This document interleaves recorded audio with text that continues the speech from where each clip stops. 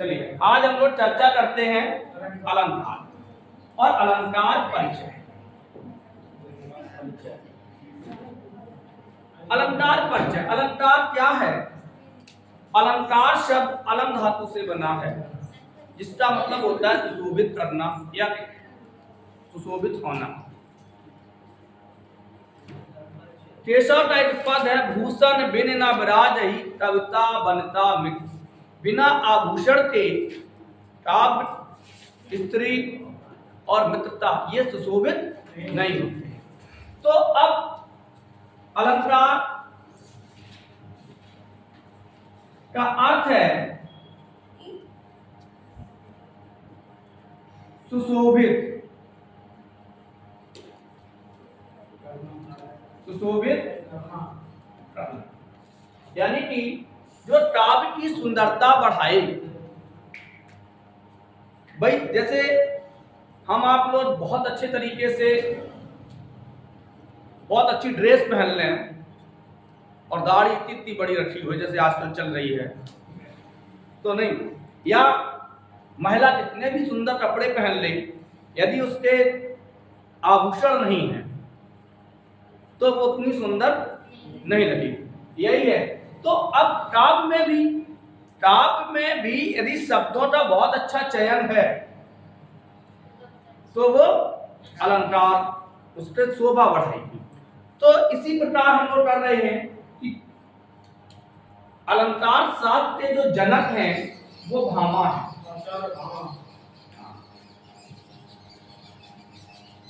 अलंकार शास्त्र के प्रवर्तक कौन है? आचार्य भामा है। हाँ, और इनकी रचना है काव्यालंकार। क्या है? काव्यालंकार। इनकी रचना कौन सी है? काव्यालंकार। इन्होंने लिखा है शब्दार्थ अलंकार, शब्द और अर्थ का सौंदर्य ही अलंकार। जबकि काव्य की सबसे जो परिभाषा है, मूल परिभाषा है, वो आचार्य दंडी जी उन्होंने लिखा है काव्य शोभाकारान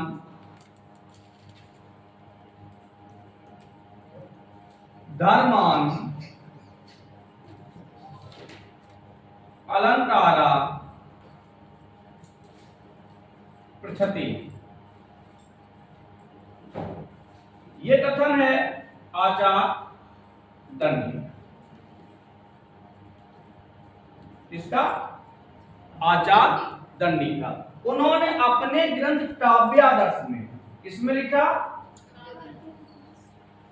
काव्यादर्श में क्या लिखा?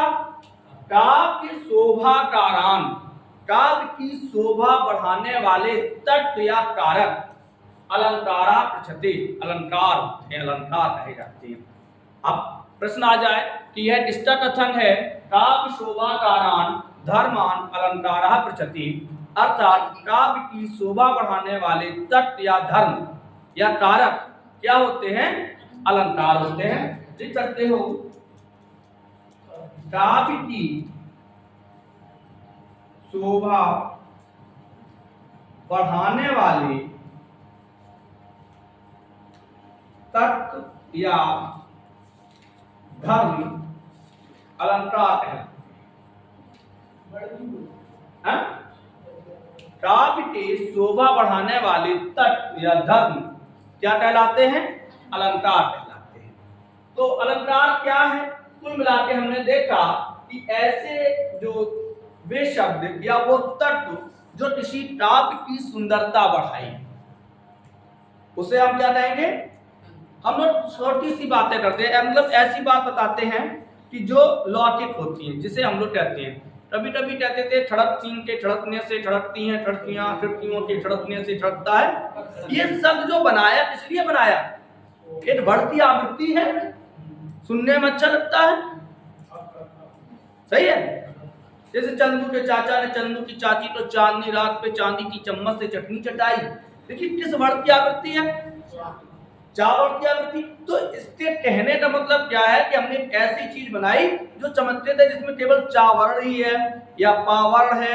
जैसे एक शब्द आता है टूटी टाटी टटिया, तो 6 टा और 1 या है, शब्द एक है टूटी टाटी टटिया। कहने का तात्पर्य है कि ऐसे शब्द या ऐसे तत्व जो काव्य की शोभा को बढ़ाते हैं, उन्हें हम क्या कहते हैं? अलंकार कहते हैं। अब बात आती है अलंकार के भेद। अलंकार कितने प्रकार के होते हैं? तो देखिए, काव्य की शोभा 2 हिसाब से ही बढ़ती है। एक तो वर्णों से या शब्दों से बढ़ेगी, और एक शब्द में जो अर्थ होता है उससे बढ़ेगी। तो यदि भेद पूछा जाए तो अलंकार के 3 भेद। कितने भेद हैं? 3 भेद। अलंकार के कितने भेद हैं? 3 भेद हैं। सबसे पहले आता है शब्दालंकार। शब्दालंकार। दूसरा आता है अर्थालंकार। तीसरा आता है उभयालंकार। शब्दालंकार, अर्थालंकार और उभयालंकार। अच्छा, शब्दालंकार किसे कहते हैं? जहां काव्य की सुंदरता शब्द या अक्षरों से बढ़ी। जहां काव्य की सुंदरता या काव्य का सौंदर्य या काव्य का चमत्कार किससे बढ़े? शब्द से या अर्थ से बढ़ता है, तो उसे हम शब्दालंकार कहते हैं। जहां काव्य की सुंदरता शब्दों के माध्यम से हो। जो उदाहरण अभी हम लोगों ने दिए थे वो किसके माध्यम से थे? शब्द के माध्यम से थे। जैसे चंदू के चाचा, चंदू की चाची, चांदी की चम्मच, चटनी, चटाई। तो इसमें क्या है? ये शब्द हैं। हमने कहा था टूटी टाटी टटिया, क्या है? शब्द है। बनन में, बादन में, बदरियू बसंत है, क्या है? शब्द है। तो काव्य की सुंदरता किससे बढ़ी? जब काव्य की सुंदरता शब्दों से बढ़ती है तो उसे हम शब्द अलंकार कहते हैं। काव्य में उसके बारे में अर्थ से कोई मतलब नहीं है। वहां किससे मतलब होगा? शब्द से। किससे मतलब होगा? शब्द हो सकता है, वर्ण हो सकता है। तो कहने का तात्पर्य है कि जहां काव्य की सुंदरता शब्द से हुई। अर्थालंकार, जहां काव्य की सुंदरता शब्द में छुपे हुए अर्थ से हो। किसमें हो? काव्य के शब्द में छुपे हुए अर्थ से। कभी कभी होता है कि यदि हम शब्द का पर्यायवाची रख दें तो हो सकता है कि अर्थ गड़बड़ हो जाए। पर्यायवाची रख दें तो अर्थ गड़बड़ हो सकता है, लेकिन वो सुंदरता नहीं रहेगी। जैसे हम लोगों ने एक उदाहरण रखा था, सुबरन को खोजत फिरत कब व्यभिचारी चोर।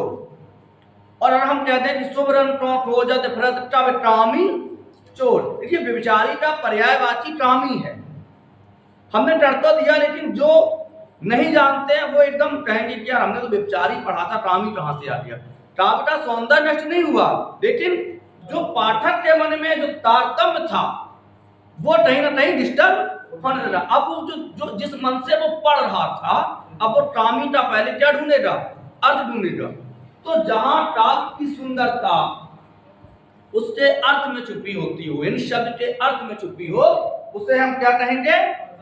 अर्थालंकार कहेंगे। क्या कहेंगे? अर्थालंकार। इसके बाद आता है उभयालंकार। उभयालंकार किसे कहते हैं? जहां काव्य की सुंदरता शब्द और अर्थ दोनों में हो। कुछ उदाहरण ऐसे भी होते हैं जहां शब्द और अर्थ दोनों के हिसाब से होता है, तो उसे हम उभयालंकार कहते हैं। आगे बढ़ते हैं लोग। तो अगर पूछा जाए कि शब्द अलंकार के भेद कितने हैं, तो अलंकार के कितने भेद हैं? कौन कौन से? शब्दालंकार, अर्थालंकार और उभयालंकार। अब बात करते हैं, हम केवल आज करेंगे शब्दालंकार, क्योंकि हमारा एक वो है अलंकार परिचय। तो पहले उसको पूरी तरीके से जान लें फिर पढ़ेंगे। तो चलो करते हैं शब्दालंकार।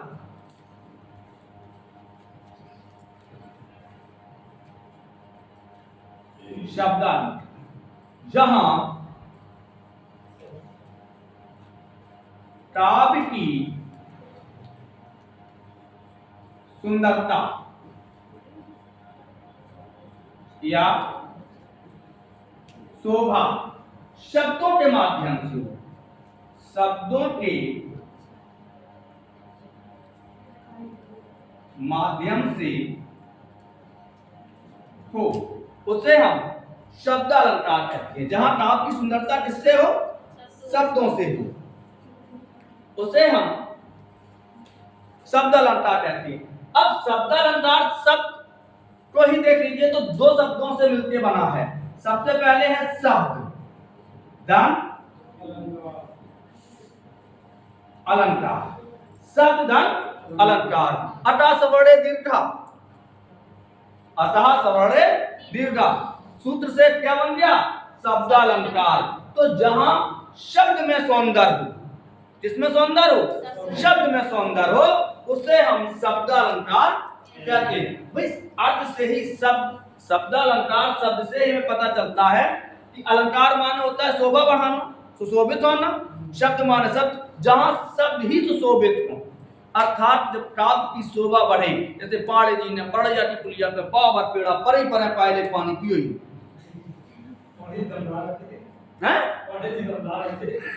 तो नहीं, ये देखिए यहाँ क्या है? पावर्ती आवृत्ति। हम किसी से वो नहीं कह रहे हैं, पावर्ती आवृत्ति है। ये तो एक शब्द का सौंदर्य है। जैसे बनन में, बादन में, बदरियो बसंत है,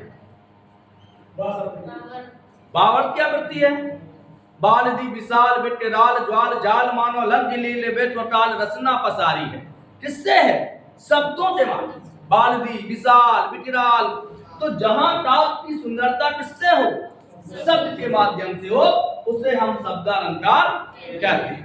अब आगे बढ़ते हैं, शब्द अलंकार में कौन कौन से अलंकार आते हैं उस पर चर्चा करते हैं। तो हेडिंग हो जाएगी शब्द अलंकार के भेद। शब्द अलंकार के भेद। देखिए शब्द अलंकार के निम्नलिखित भेद। सबसे पहले आता है अनुप्रास अलंकार। अनुप्रास अलंकार मतलब कहने का है कि जो शब्द के शब्द अलंकार में अनुप्रास अलंकार, इसका पहला भेद क्या है? अनुप्रास अलंकार। दूसरा यमक अलंकार। दूसरा नंबर क्या है? तीसरा श्लेष अलंकार। कौन सा? श्लेष। चौथा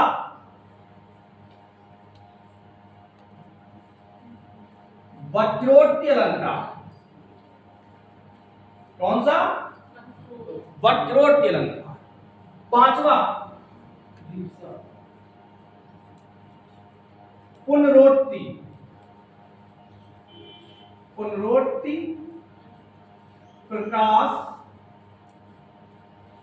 अलंकार पांचवा।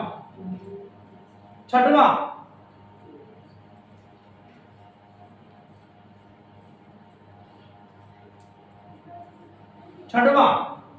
कौन सा होगा? पुनरुक्त बदाभास अलंकार। पुनरुक्त बदाभास अलंकार कौन सा है? पुनरुक्त बदाभास अलंकार। तो अनुप्रास, यमक, श्लेष, वक्रोक्ति, पुनरोक्ति प्रकाश, पुनरुक्त बदाभास अलंकार, वीप्सा अलंकार।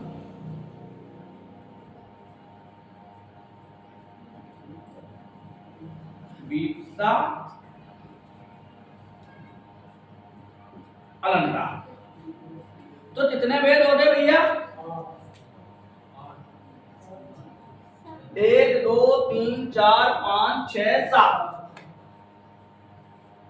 अगर कोई पूछिए नाम याद रखना, कभी कभी क्या होता है कि उसने कह दिया कि शब्द अलंकार का भेद है, तो अलंकार नाम पूछा, क्या पूछ दिया? नाम पूछ दिया। 3 आपके दूसरे धरते और चौथा यहां रख दिया। तो शब्द अलंकार में अनुप्रास अलंकार, यमक अलंकार, श्लेष अलंकार, वक्रोक्ति अलंकार, पुनरोक्ति प्रकाश अलंकार, पुनरुद्बदाभास अलंकार, वीप्सा अलंकार। समझ आया? तो कितने हैं? 7 भेद हैं। अगर कोई पूछे कि हालांकि अलंकारों के भेद बहुत होते हैं, लेकिन जो मेन हमारे पूछे जाते हैं, यदि पूछ दिया जाए कि निम्न में शब्द अलंकार का भेद है, तो आपको शब्द अलंकार के कितने भेद याद रखने हैं? 7। अनुप्रास, यमक, श्लेष, वक्रोक्ति, पुनरोक्ति, पुनरुद्बदाभास और वीप्सा। अब चलते हैं हम लोग अनुप्रास अलंकार पर। किस पे? अनुप्रास। इसको थोड़ा सा मैट के इधर लिख दे रही हूं मैं, क्योंकि अभी इस पे चर्चा होनी है। तो जब हम अनुप्रास की बात करेंगे तो अनुप्रास 2 शब्दों से मिलकर बना है, अनुदन प्रास। ऐसे अलंकार जहां अनु माने होता है पास में और प्रास माने होता है वर्ण। जहां वर्ण, प्रास माने क्या होता है? वर्ण, अक्षर। जहां अक्षरों से सौंदर्य हो, जहां काव्य की सुंदरता किससे बढ़े? अक्षरों से बढ़े। अभी पीछे हम लोग जो उदाहरण कहते आए वो किससे बढ़े थे? अक्षरों से बढ़े। किससे बढ़े थे? अक्षरों से। हालांकि थोड़ा सा और यदि हम डिटेल करें इसको, तो हम शब्द अलंकार को 2 भागों में बांट सकते हैं, वर्णमूलक और शब्दमूलक। कितने भागों में बांट सकते हैं? वर्णमूलक और शब्दमूलक। जब वर्णमूलक में रखेंगे तो अनुप्रास के एक भेद को छोड़ते, कौन सा? लाटानुप्रास को।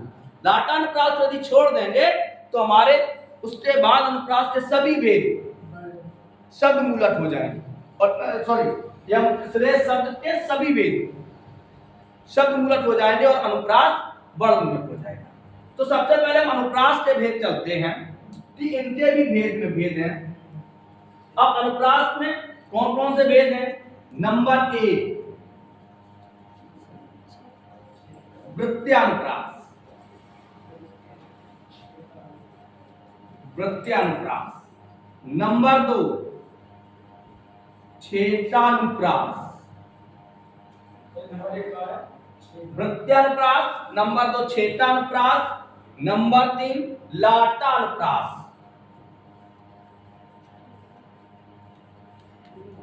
लाटानुप्रास। नंबर 4 अनत्यानुप्रास। कौन सा? अनत्यानुप्रास। और नंबर 5 श्रुत्यानुप्रास। श्रुत्यानुप्रास। तो अनुप्रास के कितने भेद होते हैं? अनुप्रास के कितने भेद होते हैं? 5। यदि कोई पूछे कि अनुप्रास अलंकार के कितने भेद हैं, तो 5 है। पहला वृत्त्या अनुप्रास, छेदानुप्रास, लाटानुप्रास, अनत्यानुप्रास और श्रुत्यानुप्रास। इसी प्रकार यमक अलंकार के भी 2 भेद होते हैं। कौन कौन से 2 होते हैं? लास्ट में है श्रुत्यानुप्रास। क्योंकि यमक की जब परिभाषा होती है, हालांकि यहां हम आपको भेद नहीं लिखाएंगे लेकिन बताए दे रहे हैं, जब यमक की परिभाषा पढ़ते हैं तो एक बात आती है, परिभाषा आती है शब्द या शब्दांश। तो कभी कभी हम शब्द को तोड़ते भी अर्थ निकालते हैं। हाँ, कभी कभी शब्द को तोड़ते अर्थ। तो अभंग यमक और सबंध यमक। इसी प्रकार श्लेष के भी 2 भेद होते हैं, अभंग श्लेष, अभंग श्लेष और नंबर 2 सबंध श्लेष। अभंग श्लेष और सबंध श्लेष। वक्रोक्ति के भी 2 भेद होते हैं, काक वक्रोक्ति, काक वक्रोक्ति और श्लेष वक्रोक्ति। कौन कौन सी? काक वक्रोक्ति और श्लेष वक्रोक्ति। आपने देखा कि शब्दालंकार केवल अभी हम लोग पढ़ नहीं रहे, इनका केवल परिचय प्राप्त कर रहे हैं, और यहां से भी प्रश्न आ सकते हैं। मान के चलिए उन्होंने कह दिया 4 ऑप्शन दे दिए, उपमा, रूपक,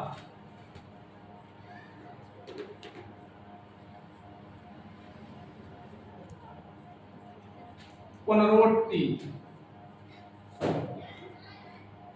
उत्प्रेक्षा, और पूछ दिया कि इनमें से शब्द अलंकार है।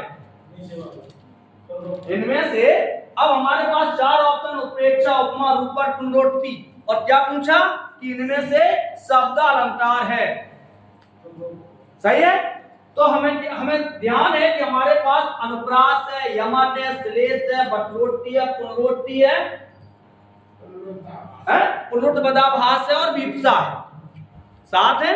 तो 7 में एक देखो आपका यहाँ रखा है पुनरोक्ति, रखा भी रखा, तो यहां से भी आपको प्रश्न मिल सकते हैं। जरूरी नहीं कि वो उदाहरण ही दें,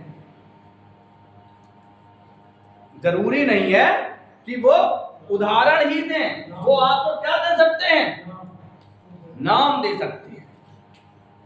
क्या दे सकते हैं, नाम दे सकते हैं, और इन नामों में हमें शब्द अलंकार पहचानना है। सही। या वो ये पूछते हैं कि इनमें से अर्थ अलंकार या इनमें से भिन्न है,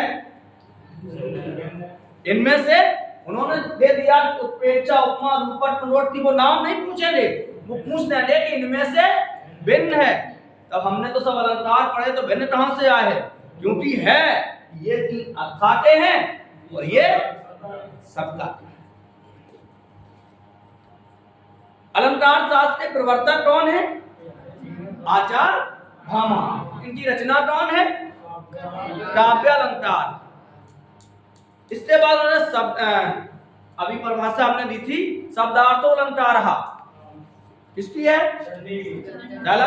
दंडी की है। काव्य शोभाकारान धर्मान अलंकारा पृछते, काव्य शोभाकारान धर्मान अलंकारा पृछते। काव्य की शोभा बढ़ाने वाले धर्म या तत्व क्या है, अलंकार है। फिर अलंकार के कितने भेद हैं, 3 भेद हैं। कौन कौन से, शब्द अलंकार, अर्थ अलंकार, क्रिया अलंकार। जहां काव्य की सुंदरता शब्द के माध्यम से हो उसे क्या कहेंगे हम, शब्द अलंकार के अंतर्गत कौन कौन से अलंकार आते हैं, तो अनुप्रास, यमक, श्लेष, वक्रोक्ति, पुनरोक्ति और पुनरुक्त बदाभास और विप्सा। अब बात आती है सबसे पहले अनुप्रास अलंकार की। तो अनुप्रास क्या है, वर्णमूलक अलंकार है। कैसा है, वर्णमूलक। वर्णमूलक का मतलब है कि इसमें शब्द की सुंदरता, काव्य की सुंदरता अक्षर में होगी। किसमें होगी, अक्षर में। तो सबसे पहले हम अनुप्रास को आगे लेके चलें, अनुप्रास को लेके चलें। तो अनुप्रास का मतलब क्या है, सबसे पहले अनुप्रास शब्द 2 वर्णों से मिलकर बना है। कितने वर्णों से मिलकर बना, 2 शब्द मिलते हैं, एक है अनु, दूसरा है प्रास। अनु इसमें उपसर्ग है, जिसका मतलब होता है पास, जिसका मतलब होता है पीछे। तो जहां शब्द कोई प्रास माने होता है वर्ण, जब कोई वर्ण किसी शब्द के पीछे आके, पास आके बैठ जाए, जरूरी नहीं है कि आगे ही हो, पीछे भी। शेष, महेश, दिनेश, सुरेश, शेष, महेश, सुरेश, दिनेश, जाहू निरंतर ध्यावे। देखिए वर्ण कहां आया, पीछे आया। सावर्त की आवृत्ति कहां हुई, पीछे हुई। तो कर कंज, लोचन कंज, मुठ कर कंज, पद कंजा। वनन में, बादन में बडरियो बसंत है, रघुपत राघव राजा राम। तो ये क्या है, जहां वर्णों की आवृत्ति, जहां काव्य की सुंदरता किससे हो, वर्णों से हो, उससे हम क्या कहेंगे, अनुप्रास। फिर आता है यमक अलंकार। यमक शब्द 2 वर्णों से मिलकर बना युग्म। कौन सा, युग्म। युग्म माने होता है जोड़ा। जहां और अलंकार, जहां जोड़े में अलंकार मतलब जहां किसी शब्द की पुनरावृत्ति हो, यानी एक शब्द एक से अधिक बार है। अब अक्षर नहीं आना है, क्या है, जहां एक शब्द एक से अधिक बार आता है उसे हम यमक अलंकार कहते हैं। अब इसकी परिभाषा होती है जहां एक शब्द या शब्दांश एक से अधिक बार आए, जैसे शब्द या शब्दांश पर्दे और परदेसी। तो यहां देखिए पर्दा और परदेसी दोनों में अंतर है, लेकिन दोनों में कॉमन कौन सा है? पर्दे की इज्जत परदेसी के हाथ बिठानी है। तो एक तो शब्दांश आया, एक शब्द आया। शब्दांश कौन सा है? परदेसी। सी हटा दीजिए तो पर्दे पर्दे हो गया। तो वहां पर जहां एक शब्द एक से अधिक बार आता है किंतु अर्थ में भिन्नता, ये जरूर है, अर्थ भिन्न हो अभिन्न ना हो, अर्थ में क्या हो? भिन्नता हो। ये अलग अलग शब्द होते हैं, अर्थ उनके अलग अलग हो। जैसे आप एक उदाहरण हम दे लेते हैं, हाँ, कनक कनकते सौगुनी माँ दिखता का। कनक माने सोना, कनक माने रतूला। बसन देहु ब्रजराज मोय बसन देहु ब्रज में। तो यहाँ किस सबक पर क्या वृत्ति है? बसन माने रहना और बसन माने बस। एक बहुत पहले गीत आया था, ओ फिरकी वाली तू चल फिर आना ना फिर जाना अपनी जुबान से। गीत सुना है? अच्छा, फेमस गीत है। तो फिरकी, ओ फिरकी वाली तू चल फिर आना ना फिर जाना। अच्छा, जो आया वो जय नहीं, अरे लाठी नहीं टूटी है। तो ओ फिरकी, यहां देखिए कॉमन क्या है? पहले का तो फिर कॉमन है, ये सब पूरा हो जाए फिरंगी बेचने वाली। कल फिर माने दोबारा आना, फिर माने दोबारा आना, ना फिर जाना। लोटा आप किसी को पैसे उधार दे दीजिए और या किसी से क्या भैया दवा, अरे यार उनकी बात न बेटा फिर जाए, कोई पता नहीं, मुकर जाना, बदलना। फिर जाना का मतलब, फिर जाने का मतलब दोबारा आना। और तब भैया फिर चले आइयो, लला फिर खेलन आइयो होरी, दोबारा होली खेलने के लिए आना। और ना फिर जाना, ऐसा नहीं है कि बाधा करते जा रहे हो फिर तुम आओ ही नहीं। तो यहां जहां कोई शब्द या शब्दांश तो यमक हो गया। फिर आता है श्लेष। डिटेल बाद में पढ़ाएंगे, केवल अभी हम इनका परिचय दे दें तो बिल्कुल समझ में आ जाएगा। श्लेष, श्लेष का शाब्दिक अर्थ होता है जुथा। यमक में जो शब्द दो आते हैं, यहां केवल एक आएगा, लेकिन अर्थ दो निकले, अर्थ ज्यादा निकल सकते हैं। तो जहां एक शब्द एक ही बार आए किंतु अर्थ उसके अनेक हो, जहां एक शब्द एक ही बार आए किंतु अर्थ उसके अनेक हों, उसे हम श्लेष कहते हैं। शब्द एक अर्थ अनेक, वहां जानिए श्लेष। शब्द एक अर्थ अनेक, वहां जानिए श्लेष। जैसे शब्द आ गया सुवर्ण को खोजत फिरत, सुवर्ण को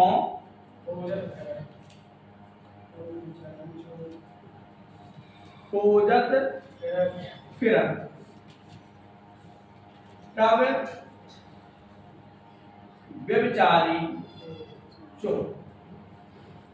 तो आप देखिए सुवर्ण के तीन अर्थ हो जाएंगे।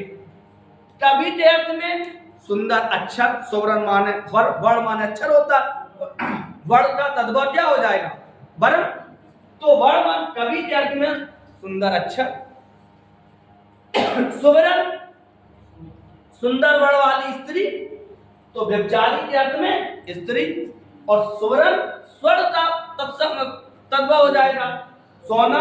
तो यहां सुवर्ण के तीन अर्थ हो गए, कवि, व्यभिचारी और चोर। अथवा रहमन पानी राखिए बिन पानी सब सुन, पानी गए न उबरे मोती मानस चून। तो पानी के भी यहाँ तीन अर्थ हैं।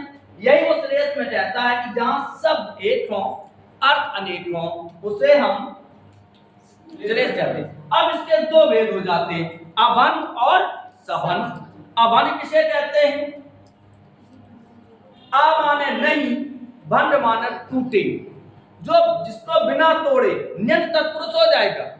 जहां शब्दों को बिना तोड़े अर्थ निकल जाए, जैसे हमने सुवर्ण को नहीं तोड़ा, अर्थ निकल गया। घनश्याम मुझे जीवन दो, घनश्याम मुझे जीवन दो। तो घनश्याम माने बादल भी होता है, जीवन माने जल भी होता है, जल ही जीवन है। घनश्याम माने कृष्ण भी है और जीवन माने प्राण भी है। तो घनश्याम मुझे जीवन दो, यहाँ घनश्याम शब्द कैसा हो गया? श्रेष्ठ, एक तो कृष्ण के अर्थ में, दूसरा बादल के अर्थ में। तो शब्दों को बिना तोड़े अर्थ बदल जाएगा। सभन, धनुष भंग देखन गए, तो भंग माने क्या होता है? टूटना, अलग अलग होना। सबंध तत्पुरुष अव्ययीभाव समास है। सबंध जिसको तो तोड़ते अर्थ निकाला जाए। क्रोधट व्रत भानुजा बेहलधर के बीच, क्रोधट व्रत भानुजा, देखिए इसी शब्द को तोड़ना है।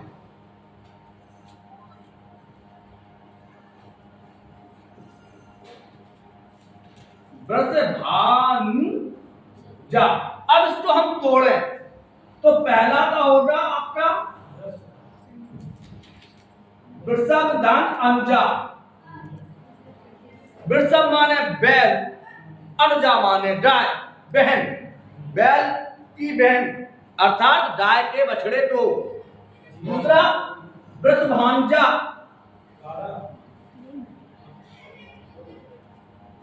वृषभ वृषभान दान जा, वृषभान की पुत्री अर्थात राधा। तो श्लेष में क्या होता है कि शब्द कितने बार आएगा? एक बार। और अर्थ मंडन को देख पट देख बार बार है। पट माने वस्त्र भी होता है, पट माने किवाड़ भी होता है। फिर आता है वक्रोक्ति अलंकार। वक्रोक्ति का मतलब होता है जहां वक्ता कुछ कहे, श्रोता उसका अर्थ कुछ और लगाए, तो उसे हम वक्रोक्ति कहते हैं। इसके भी दो भेद हो जाते हैं, तात्व और श्लेष। इसके भी कितने भेद होते हैं? दो भेद होते हैं। तो वक्रोक्ति में क्या होता है? एक कबूतर देख हाथ में पूछा अपर कहाँ है? उड़ गया। अपर कैसा? उड़ गया, सपर था।